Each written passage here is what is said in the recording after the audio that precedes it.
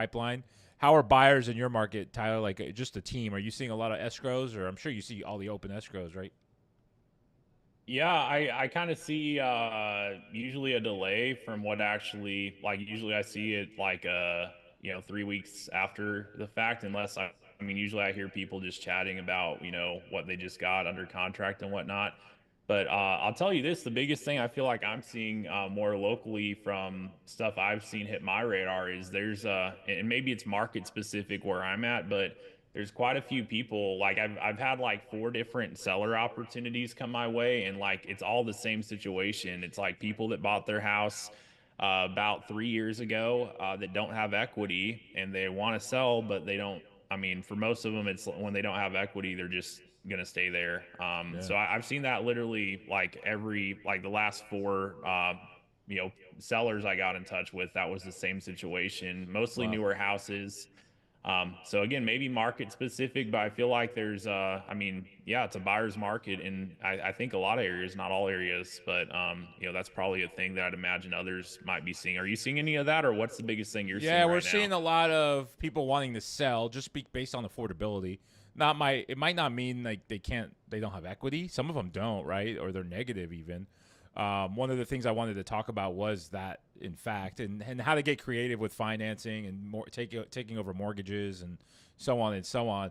But I'm seeing a lot more. I don't know if it's just become more popular or like creative financing is, but I'm seeing a lot more of it for sure. But sellers here are now they're still thinking their house is worth top dollar. And I think the market peaked based on what I saw on Redfin and Zillow 2023. Would you agree with that? Like middle of 2023, top of the market, right? Seems Based on about what I right. see, yeah, what I see is homes are down almost 20% since their prices at least. And I don't think sellers are really there. And yeah, it could be market to market, but I'm seeing it almost in every market where it's not going up as fast as it was, and some areas are coming down. So inventory is probably the biggest thing that I've seen here. I have a flip in Bay Park, California. It's a good area, $1 million home. We listed it at 1.6. When we listed it, there was no one else around us within a mile and a half, 2 miles. Fast forward to day 60, which was yesterday. Now there's 7 other houses within a mile that are on the market. And so that just kills our momentum, right? If we had an offer early, we rejected it, we should have taken it. Just common small mistakes there. But now we're the highest priced house in that area out of the 8, and everyone else is below us. Now ours looks like it's trash basically at 1.6, and people are now bidding on 1.4, 1.45, even 1.5 and thinking they're getting a deal. So I think inventory somehow, some way went up in the last 35 days. Ever since the election took place, I think more people decided to sell and sell for less than what the next highest comp is. But that puts me in awkward position for most of these listings and flips. And if you are a selling agent or listing agent and a buyer's agent, you have to be able to maneuver through that carefully, right? If you're a listing agent and you notice that inventory is going up around you, you have to make aggressive moves and you have to communicate that with your seller. I'm blessed because I'm the seller and I know my agent, right? And I am an agent. So I see these trends pretty fast, but this time I didn't because I wasn't paying attention. And so now that I'm paying attention, I have to make drastic cuts, and you're going to have to do that with your listings or they're going to sit there, right? At the end of the day, I could only do so many Facebook videos, Instagram. I could only shoot so many reels. I could only change the pictures so many times on the MLS. I have to have some fundamental reason why my house stands out next to the 1.45, $1.5 million home. Now, like I said, that could be San Diego, but I'm seeing a lot of people who are price sensitive. I actually have a house for sale, my own personal house in Indiana, Muncie, Indiana, and it's snowing there like crazy. We're not getting any showings. We haven't got a showing in 10 days. And that tells me that people don't like shopping for homes in the snow, so I don't blame them. But the market's dried up due to weather, not just inventory, but to weather. And so you have to just be on your toes trying to figure out what's going on in the market, keep a good pulse on everything, and then adjust strategically.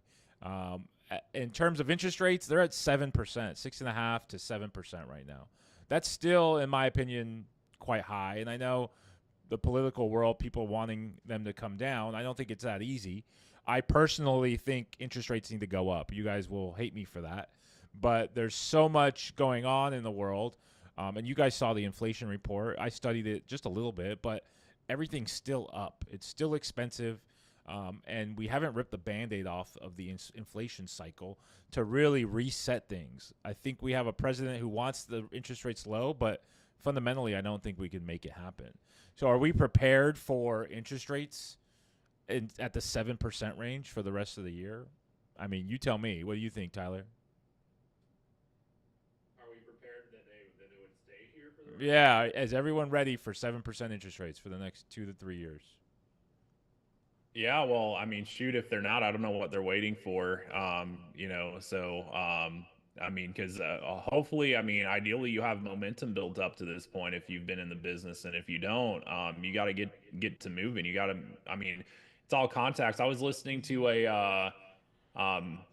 I thought it was interesting. I came across this guy on YouTube who started in door-to-door sales. You know, just like I forgot the pet. I think he sold pest control or something, but he got into real estate, and he was talking about his approach and how like he learned one thing from his broker who got him in, and like honestly wasn't really too optimistic how he would do his first year.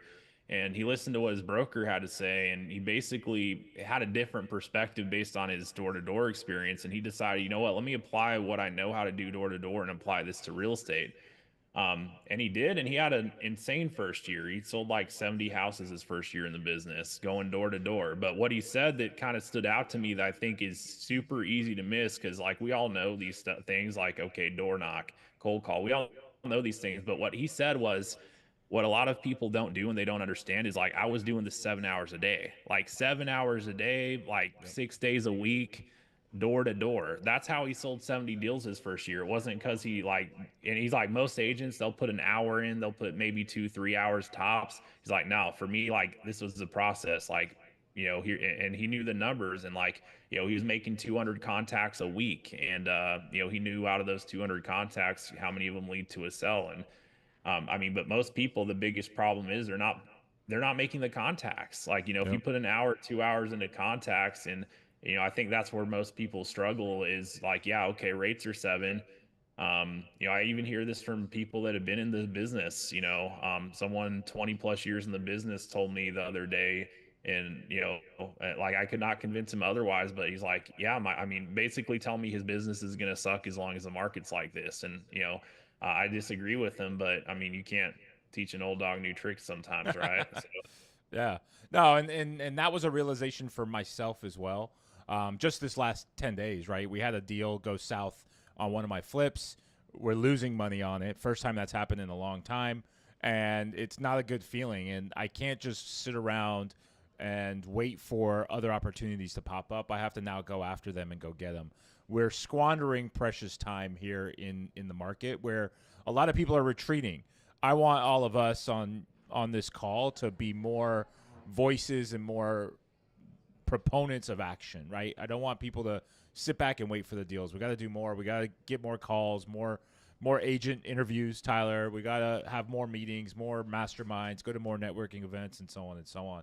But we got to do more and more. Recording in progress. Oh, we just started. All right, Mike just walked in. The man, the myth, the method. He comes from one meeting to another. He's got to untuck his shirt. You got your makeup ready. Good. All right, this is Mike Blair. What's up, Mike? What's up, peeps? What's up, peeps? We were just talking about the market, where it's at, the pros and cons of what we're doing here in San Diego and nationwide, really. I've talked about my experiences in where my listing in Indiana is sitting there because it's freezing cold and snowing. And here we have our Bay Park listing in Galveston. We were the only ones listed for a while. Then all of a sudden, all these other ones pop up. And now we're not even the lowest or most attractive listing out there. And so I was getting their feedback of where they feel the market is, and based on my experiences. But we have our listing sitting, right, where we have a house that we sold in December. It sold in a weekend on Mount Everest. We decided to buy another one on the same street, thinking, hey, why not do it again? Rinse and repeat. We fixed it up. We put it on the market. Crickets. Nothing. Not even a an inkling of an offer, which I don't know what shifted from December to now. Is kind of the question I put out there. It's tough to say. I mean, interest rates are still where they're at, and so that is a factor. And I think people are still on standby a little bit. They're just hanging tight. But I heard today in the meeting that you have 14 open escrows. We do. So December you had 0? December we closed a couple deals, but not 14. So where does it go from 0 to 14? I know hard work and I mean the consistency of everyone teaming and pushing, and I think that's exactly where it's going. But something had to happen in the market. It's not like it just came out of nowhere. Yeah, I mean, I think the 14 that we have in escrow, it's a combination of things, right? Like timing, where you meet these clients, what their urgency level is, but also, I think ultimately it comes down to price. At the end of the day, I mean, people are still making a decision based on purchase price, and so a lot of these deals that we have in escrow, they are aggressively negotiated, and that's why today in our training for our team, we talked about negotiating, because at the end of the day, everybody has a price, right? And at the end of the day, I'll buy any house for the right price, right? So ultimately, it comes down to price and really marketing that price and having people submit offers. I'm seeing new builds. I know Brock's on this call, but he does a lot of new build construction purchases, and I go, hey Brock, how come you're not sending me the loans on these? Because Brock's, I mean, he's a licensed loan officer too, and he can do loans himself. And he goes, Josh, the new build lender is just competitive. You can't beat a 4.99% rate. And I go, yeah, you can't do that. And so I think that plays at a disadvantage for realtors and lenders out there as well. But at the same time, maybe we can get creative. And I talked to you about it last week. How can I own a mortgage company. We own the property. Is it still price, or can we throw these incentives at people and say, hey, buy my house on Mount Everest, I'll get you a 4.99 rate?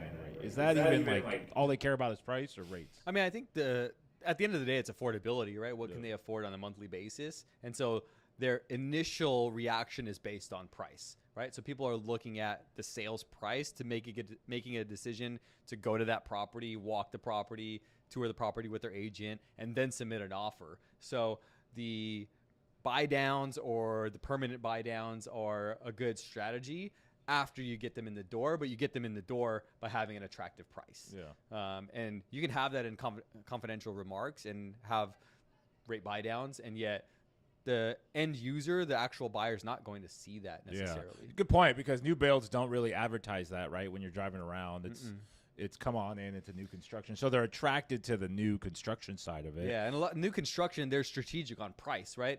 Most new construction, they're saying that, well, starting at $599,000. That's like no upgrades, bare bones, like linoleum flooring or whatever they put in those. And nobody's buying that as is at $599, right? The new build that we have under contract right now, the list price I think is $589, and they're really buying it for $642. Because of all the upgrades. It has LVP flooring, it has a custom paint, like whatever countertops. And so they got attracted by the $589 price. Yeah. And then they come in, they upgrade it, and then they go, hey, you should use our lender, or you have to use our lender, or whatever the case may be. We're going to get you a 4.99. Yep. And when Chris goes, hey, can you beat a 4.99? You're like, no. It's I wish I could get a 4.99 on my own house. All of us, right?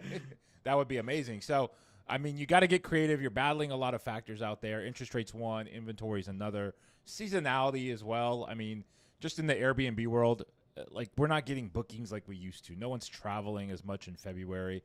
We had a couple during the holidays where it's like they got a 3-day weekend or whatever. But in the summer, I was booking everything left and right every single day. So seasonality in real estate as well is kind of my point. Not a lot of people are buying homes in February, right? It's like school's out in May, June. Yeah. Is it better to wait as a seller, or is it just to? It depends on the seller and on the motivation, right? I think at the end of the day, it all depends on that particular factor. Yeah. I think it's better to wait, but sometimes you don't have time, like you said. I think some of these flips, it costs more to wait than it does to just rip off the Band-Aid and list it. But from you guys, like I said, if you guys have any questions, cut us off, please. This time is for you guys. In terms of my notes, I need help selling these properties. So I'm going to go through all the properties we have and then kind of just get them out in the algorithm. If you guys have buyers, cool. If you know anyone, I know you guys are all nationwide, but you might know someone who's interested in these houses. So we have 2307 Galveston Street, 2307 Galveston Street. We're going to relist it today at 1.57. It's right next to the water, not right next to it, but a block away. Walking distance, basically. A good Airbnb, good first-time starter home for someone who's like cool and surfer and whatever. So that's a cool house, fully remodeled, pool, everything. 4463 Claremont Drive. That's good for a family and an investor. We did a feasibility study on that, and you could build 7 units. You could build multiple units. Yeah. I think strategically the best is building 2 and converting the garage. Yep. Just to maximize the space and still have space. But yeah. So you have a contractor special or basically an investor who wants to build this stuff. You can rent it out for $5,000 a month. Maybe? Yeah, roughly 4,500 to 5,000. And that's one Mike and I own together, so we might even keep it. I kind of like it to build. It's just capital, right? At the end of the day, if we had unlimited money, then we'd keep it and build on it. But. Yeah, exactly. So that one, if you have any buyers for that, that would be cool. The biggest pain in the ass is 12821 Avenida La Valencia. That one's in Poway, California. That one you guys have all probably seen. I've been pimping that out on social media for the last year. But that one we have listed at $2,055,000. It's a little higher end. Poway has one of the best schools districts in San Diego, probably top graded high school, elementary schools, middle schools, close to the freeway, centrally kind of located. Poway is just like a higher end area, in my opinion. Yeah. And so that's why that one's a little bit more. But it's good for maybe a family who's downsizing, which is weird. It's a big house, but yeah. It's 3,000 square feet, single level.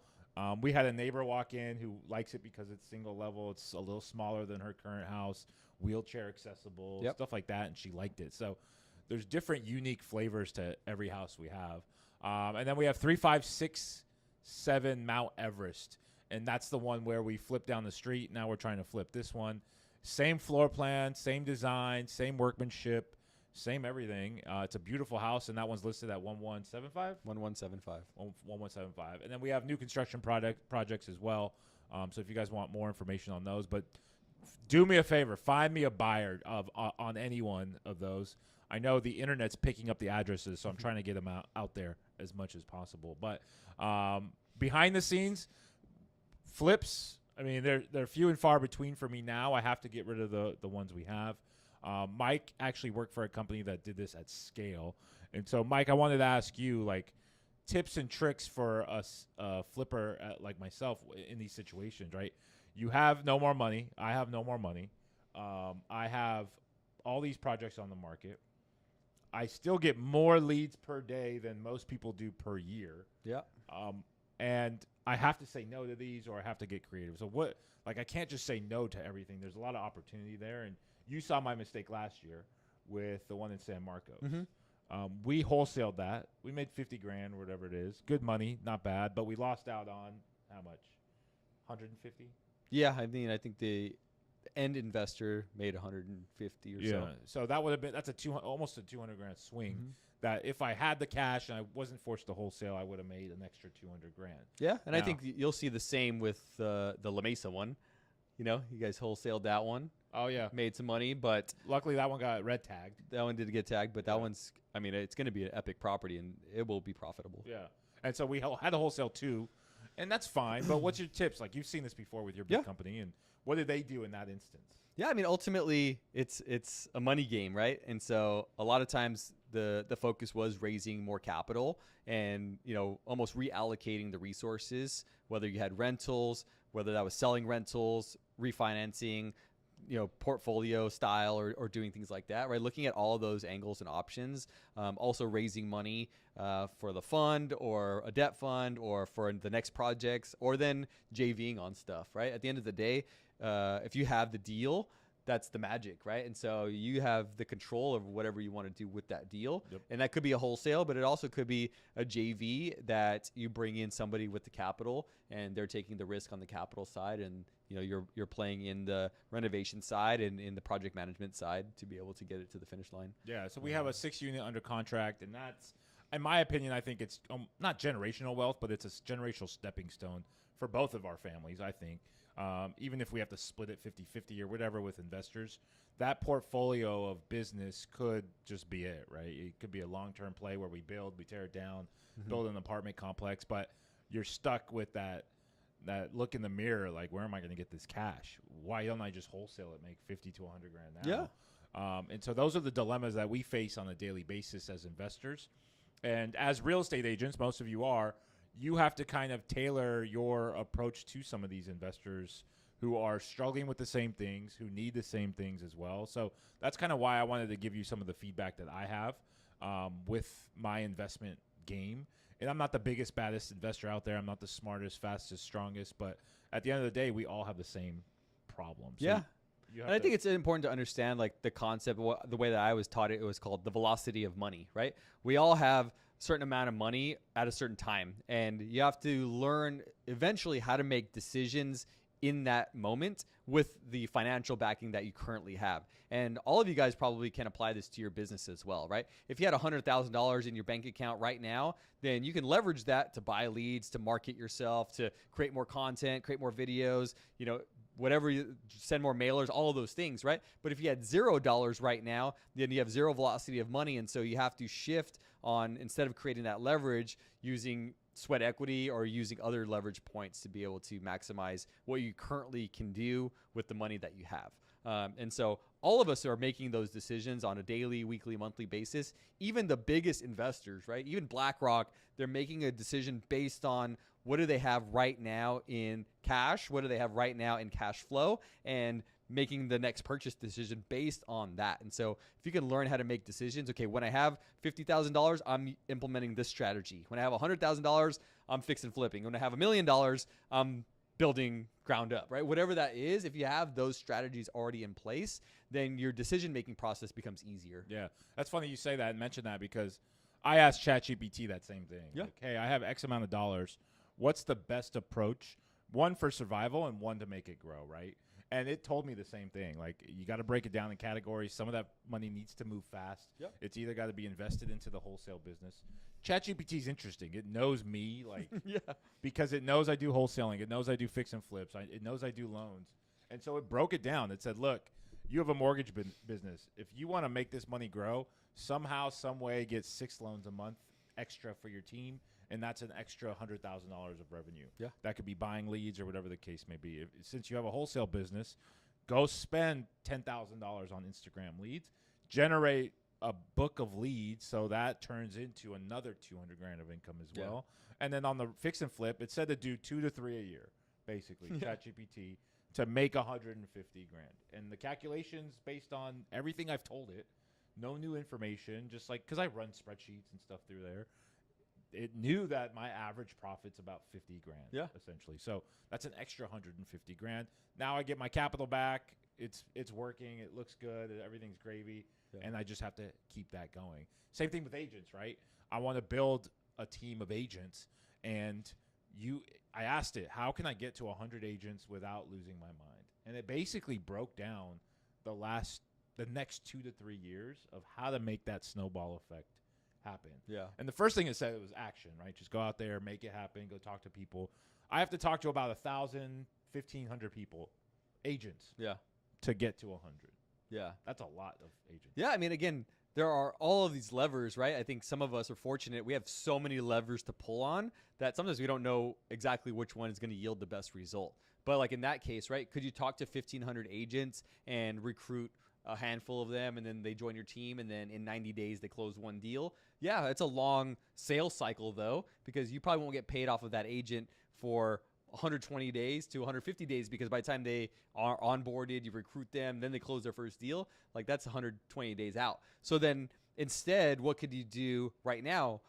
And in my opinion, like for people like me, I can, instead of go after all those agents, I can go after all those sellers. And my last listing, we made $25,000, right, on an $860,000 sale, because that listing we got for 3%.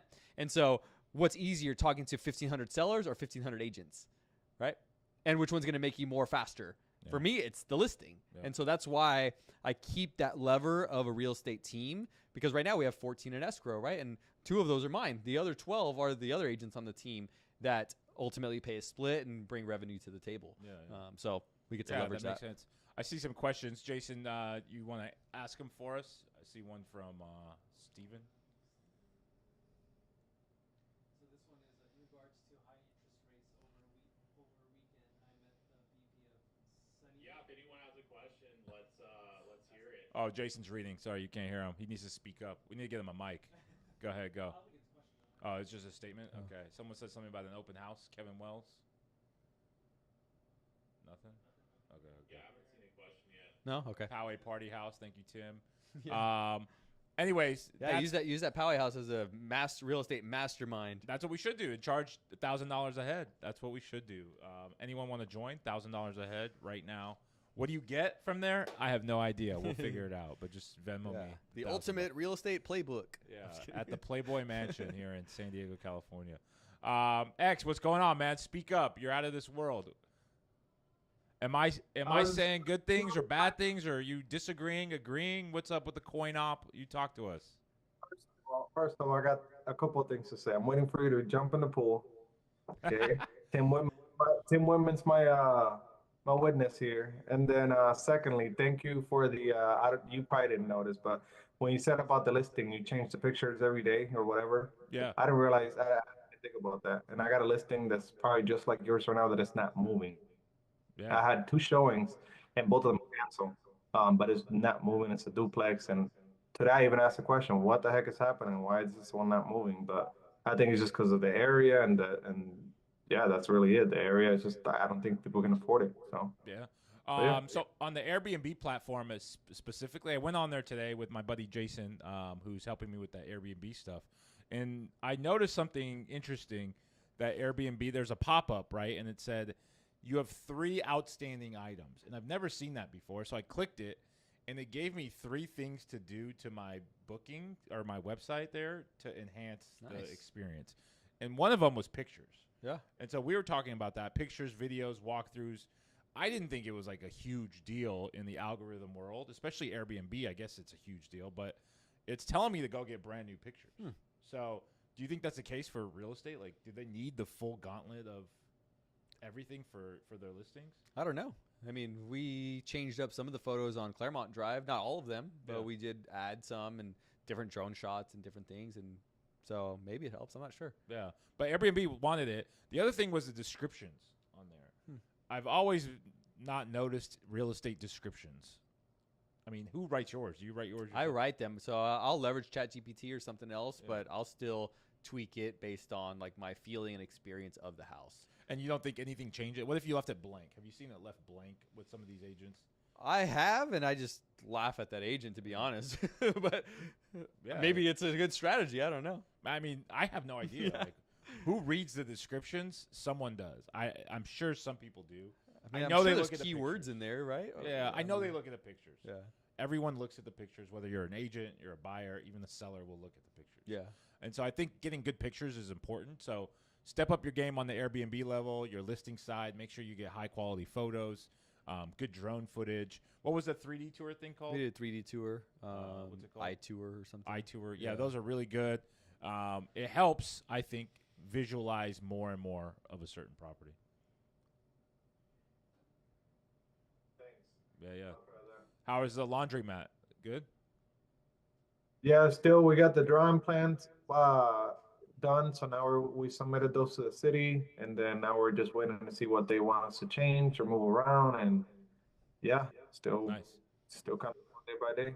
Why are you going to shave your beard? You told me on social you were going to shave your beard.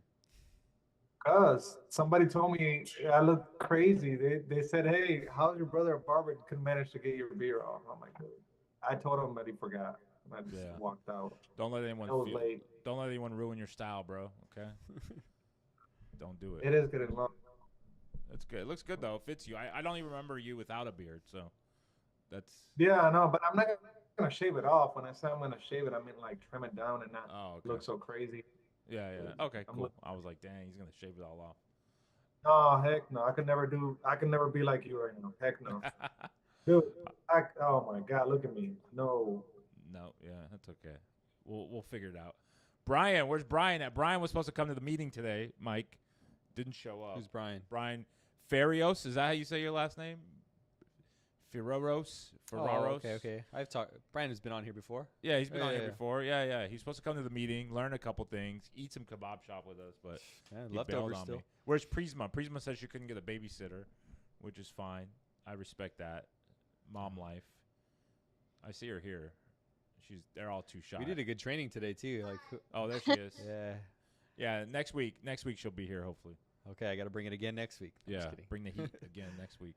All right. Any questions, concerns? We got like 20 minutes left, guys. What do you guys want to talk about? I have a whole list. I can keep talking. You want me to keep talking? I mean, how do y'all not have questions? Is like It's okay. y'all just have all the answers you need right now, or what's the deal? We're going to Dallas tomorrow, Dallas, Texas. We're going to the boardroom where what's the guy's name speaking? Ed Milet. Ed Milet. Ed Milet's the keynote speaker, so I'm gonna try to meet him, shake his hands. Yeah, he'll probably be in our breakout, like coaching us on yeah. our business. I'm pumped up. So if you guys have questions or you want me to relay anything, now's your chance. I'll ask him the questions and I'll bring back the answer. But it's like a mastermind. We pay a lot of money for it, and it's a group of individuals. A lot of them are real estate based, right? Some of the bigger players there. Some guy's building a $9 billion hotel or whatever it is. So there's people in there who are pretty well off in the real estate space. So if you guys have questions, we can ask them for you. So we're going over there just to learn as much as possible, come back with some knowledge, and then feed it to you guys is what the goal is, and apply it towards our life. But one of my notes here say to talk about my horrible week. So it was on that flip, right? We're losing money on that flip. The payoff comes in. We're in escrow. I'm not paying attention to the math. Maybe we shouldn't talk about it on live, but at the end of the day, it is what it is, right? The payoff comes back, and we don't have enough funds to cover the shortage. So it's basically a short sale situation. And so we're currently negotiating with the lender right now, trying to bring down that balance to make the deal work. And so I've never personally been in that situation. And I've lost homes to foreclosure back in 2008. And that was just whatever. I was 19, 20, whatever the case may be. Just didn't have funds when the tenant stopped paying. But this situation's different, right? Now it's a short sale situation. There's a seller. There's a buyer involved. He's waiting to move. You can cancel. We could force the cancellation if we really wanted to based on a couple things that happened. But you don't want to. Like you want to get this thing off the books. It's not going to get any better. I don't think the property values are going up 20%. So yeah, and we always talked about like stopping the bleeding, right? Like Yeah. you know, if it goes down the alternate path, it creates more bleeding and potentially more issues, right? So yeah, huge issues, right? Yeah. And in this instance, the lesson I learned was velocity of money. You Yeah. have to turn these things quick. We bought this thing in 2023 at the peak of what I thought was the peak. And the comps were at the peak, right? Yeah. The comps were at $1 million. We had a tenant, so another lesson there: try to avoid tenants as much as possible, especially in these blue states. Red states are fine, but like California, we couldn't get that guy out without a judge kind of pushing him out. And even then, that was 6 months and a lot of cash, so that took up cash. And then the next move was the construction side of things. We had a contractor in there. He did fine. The work looks good, in my opinion. Yeah. He just went over budget by $15,000, which isn't bad, right? It's still money getting tied up, and our margin started shrinking. And in the background, in the far distance, was interest rates. yeah, 5%, 6%, 7%. now you're getting hit from multiple angles. And so It's tough. now your margins are kind of shrinking all the way across the board. So Yeah. you buy this property at 670, you put 135 grand in, you have holding costs for a year and a half almost. Yeah. That's $6,000 a month. You guys do the math. We listed it. We couldn't get any bites at 900.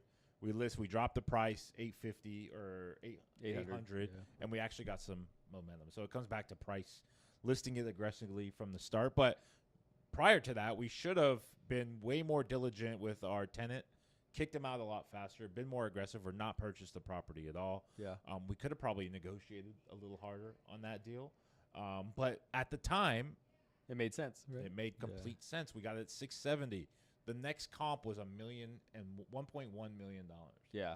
And I think even going back, right, at 670, if you were to buy that house yesterday at 670 and sell it at whatever we're in escrow at now in the mid 800s, I mean, the numbers probably wouldn't work on the flip today Yeah. either. Oh, yeah. So at the end of the day, the lesson that I'm taking away from it, obviously this is Josh's property, but the lesson that I'm taking away is really figuring out your decision-making metrics and like matrix. what are you going to decide on if something happens, right? So ultimately, I have like almost like a check down method of certain properties, right? If we buy it and 90 days go by and we don't sell it, then what's plan B, right? And plan B might be to develop on it or rent it or Airbnb it. And then what's plan C, right? And so I always push for plan A, but then I always know that I have enough reserves or I have enough, whether it's resources or whatever, to execute plan B. Yeah. So hopefully you never get caught in that scenario. And that's the same with the real estate business, right? Sometimes we're overspending on marketing or we're trying to generate more leads. And so I got to figure out, okay, what's plan B if that doesn't work or if that doesn't convert fast enough, right? Plan B is you got to put in sweat equity, right? So I host an open house or generate more leads, manually, right? At the end of the day. So yeah, or that's how outreach, these other right? plans. You're going Instagram, you're outreaching to people. Yeah. But yeah. I think to your point on the fix and flip side, I think speed is key. I think at the end of the day, the speed, the velocity of your project is what's going to make or break it. I no longer want to hold deals. Like if you can't sell it, drop the price, get rid of it right away. Take your loss. This isn't 2020 where you can get lucky and appreciate a little higher and make some money. It just doesn't work like that. I Airbnb'd that project, right? We were still bringing in $4,000 a month, but you're still losing. Your net is not worth it. Yeah. And you're getting hit from all angles. And so for me, my new philosophy, like Claremont Drive, we have to talk about. We got to get rid of that. So it's like, yeah, I mean, at the end of the day, I think, especially if you're playing this game over and over and you're flipping, 2-3 houses a month or 2-3 houses consistently, I mean, you don't want to take losses, but you have to learn to move on quickly, right? So like right now, if we need to drop that and lose 20 grand, I'd rather lose 20 grand now than lose 50 grand later, right? So lose 20 grand, you go find another really good deal and you make up for it and make 50 grand and now you're net positive 30 grand. And then you do it again, right? And then you might take another loss. And in our previous world, when I was running another investor company, I mean, we were doing 100 to 120 flips per year. And they weren't all home runs, right? Sometimes they would break even. Sometimes they would make 20 or 30 grand. And then once in a while would hit a home run at 100. And so if you're playing the game consistently, they're not all going to be winners. Yeah, for sure.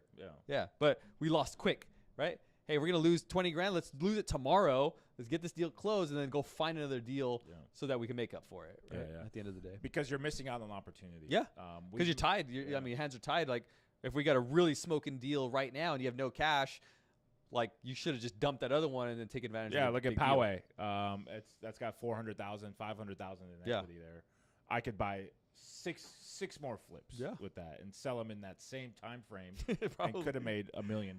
Yeah. And so I tried to add a container home. I tried to Airbnb it.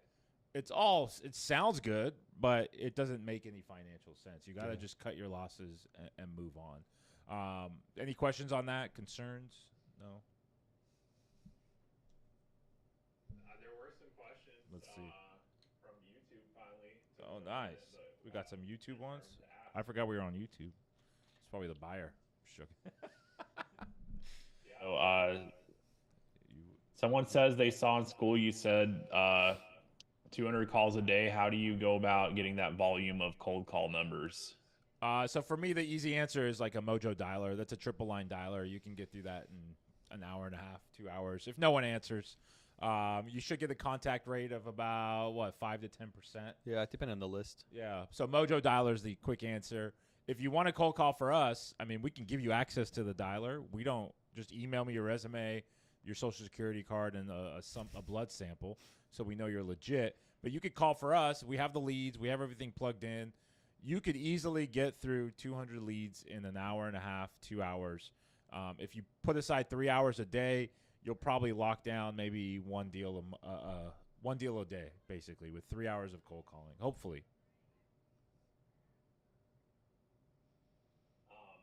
You like to flip land. We don't flip land yet. I've wholesaled land before. We actually have 2 parcels under contract right now. We would love to wholesale those. When you say flip, does it mean like close on it and then sell it? I mean, if we have to, I think we might do that. But then again, you just need the capital, right? It's hard to get land financing. Land financing is probably 30, 40% down in some places. So you're almost better off just buying it cash, raising the capital, buying it cash, and then listing it. But I like the construction side of things. I think it's fairly easy to do as a developer. I have a piece of land in Spring Valley. We're starting to break ground on it next week, and I haven't done anything like physically. Submitted some paperwork, and so I could have sold that land probably $100,000. Yeah. Right. But I'd rather sell the house for $700,000 and pay the contractor $300,000 to build it and kind of keep the middle meat there. So yeah, I do wholesale land. We do flip land if we have to, but we haven't done it yet in terms of flip.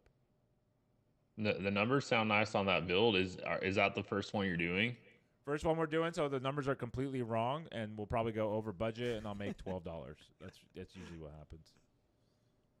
We'll see. Worst case, I have a house in Spring Valley that I'll move the wife and kids into. It's like, sorry, honey, we're gonna sit here in foreclosure we're for 12 downsizing. months. Yeah. You're downsizing to Spring Valley.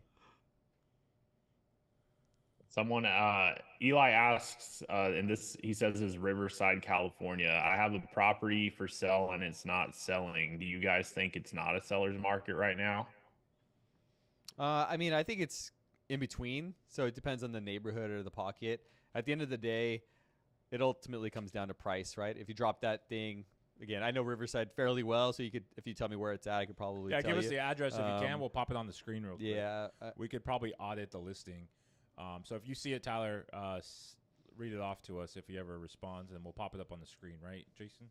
You know how to do that? But I mean, ultimately, if you drop that house, let's call it $50,000, I can probably guarantee you'll get an offer, right? So ultimately, that just tells you it becomes a pricing issue. So then, how do you push it up? Well, you try to either get multiple offers or you talk to that seller and see if they're willing to take a hit at this time. I had a client looking in Temecula, California. That's Riverside, right? Yep. And they got outbid. I mean, there's still properties going for above asking. It's that starting point, I think, is what the trigger is. And I think the common theme that we're kind of preaching is your property needs to be listed considerably low to get the attention of a buyer out there, multiple buyers, and you're hoping to get a bidding war. Yeah. Jessica asked, what CRM system do you recommend to be able to keep track of all the calls and contacts you're making? So we use Follow Up Boss, but I'm a big fan of, we've used it before we made the switch, Lofty, and that's what Mike uses. He introduced it to me about a year ago, and I liked it. It had good flow from a real estate standpoint. Yeah. From an agent standpoint, but even a wholesaler / flipper / lender, I think it was still pretty good because you could tag your lender in there. Mm-hmm. Follow Up Boss seems to be more real estate agent focused, and that's it. There's no wholesale avenue. You kind of have to tweak things around to make it work for you. But Lofty, I felt like you had more flexibility. In terms of the other ones, I don't know any other good ones. Yeah, those are the main two, I would say at this point. I mean, there are a lot of other ones, right? Boomtown and KV Core and, other, like, what is it called? The other big ones. But ultimately, you want the one that's user-friendly that you're actually going to use and implement. And then you have to decide whether or not you want an all-in-one system or not, right? So Follow Up Boss is primarily a CRM, whereas Lofty does have website features, landing page features, integration features, and you could create exterior integrations with Follow Up Boss, but it just depends on how technical you are and if you want to go down that path. And what's that phrase that everyone says? The best CRM is the one you're going to use. The one you're going to use, Yeah. basically. Yeah. So if you're not going to use it, it doesn't really matter. Go with a spreadsheet. But we're in 2025. You should be able to afford a decent CRM, even if it's $5-6 a month. Mojo Dialer is a CRM in itself. Technically. So you could use that. That's $100 a month. And it comes with a dialer. We don't have an affiliate link. We should get one since we talk about it so much. At least make $3 of a live stream off of it. But yeah, whatever CRM you think is useful for you that you could sit down every single day and check in on is the one that you should purchase. So go through the list, just real estate CRMs. We get demos every single day, and if I'm using Follow Up Boss and he's using Lofty, that's a hint for you guys, right? Just start with that maybe and see exactly how far you get. Follow Up Boss I think is $39.99 a month for one user. Lofty is $100 maybe. Yeah, I mean we have a team account, so yeah. I mean we pay like $1,000 a month, but Yeah. they're It's 20 of us. So just pick one, get in there, start dialing, make it happen. And that was the questions for now, unless Nice. anyone else. I mean, Zoom. What do we got? I mean, we got a bunch of agents on Zoom. I think we got some people aspiring to do more in real estate on Zoom. What do y'all got? Yeah, before you guys answer, just keep in mind next week we have Justin Colby. And so that's going to be interesting. He's one of the biggest flippers out there in the game. Have your questions ready. I don't care if you're quiet now, but next week I'm going to take an Adderall just so I can stay focused and I'm just joking. I'm not taking Adderall. You can, Oh, you're not? Okay. you want one? No. Anyways, but be ready to ask questions there because we're paying him money to be there, or I am. You're not. And we want you guys to get the most value out of it, right? These calls are designed for you guys. We don't have to talk. We talk almost on a regular basis.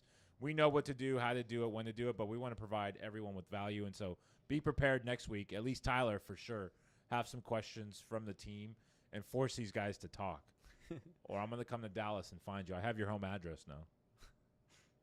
Yeah, I know you do. Yeah, I'll have some questions together in case I got to put the whole team on my back. I guess I'll just ask all the questions next week. There we go. Yeah, I would try to think about what types of questions could help you guys move your business forward, right? In business, there's a few categories to pay attention to, right? One is sales, one is marketing, one is finance, and one is operations. And chances are you're lacking in one, if not all four of those things. And so ask questions around, okay, how can I improve my sales skills? Or how can I increase the amount of sales that we do? Or how can I increase my marketing exposure with $0 or with a $500 budget, right? Learn to ask questions like that, and hopefully you get good responses back that you could implement. Same thing on the operations side, right? How do I leverage operations so that I can focus on higher income producing activities? So like for me, I never make flyers, for example. Making flyers, number one, I'm not good at it. And number two, it's a waste of time. So I'd rather pay somebody 15, 20 bucks an hour to make those flyers, print them, have them ready for me. And that way I can go execute with those flyers, right? So ask questions like that maybe will help you streamline your business a little bit better. Absolutely. But yeah, what else? I mean, shoot, if no one's got questions, what else? Or actually, someone asked, are you purchasing the 1,000 numbers a week to make that many calls? We pull data, what- so we've been a little slow at it. I need to develop a better system where it's not just on Mike's shoulders. Do you have a Loom video on that? Yeah. To how to pull data and everything? Yeah. Send that to me, and give a login. I'll do it myself. Like I'm awake half the time, right? So I can start developing a system. But yeah, we pull the records every single week. We get stuff from our title company. We have softwares that we use. We dive into data. I would say on average once a month we really talk about data.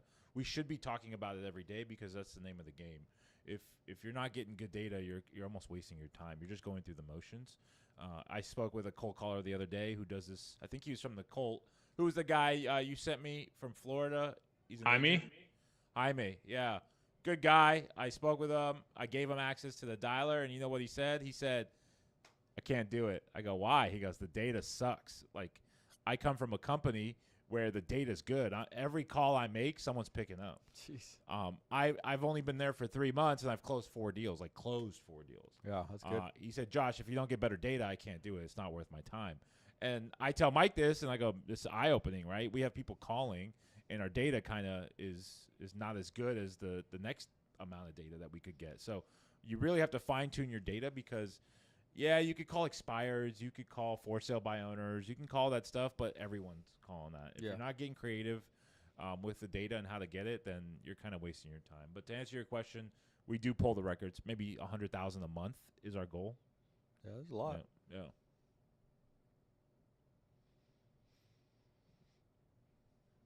What else? That's it. I don't know what this question means. Maybe you do. Jessica says, how much more do you need to jump into the pool? Oh, I need how much more, Jason? $20. What's 1,000 minus 20? $980.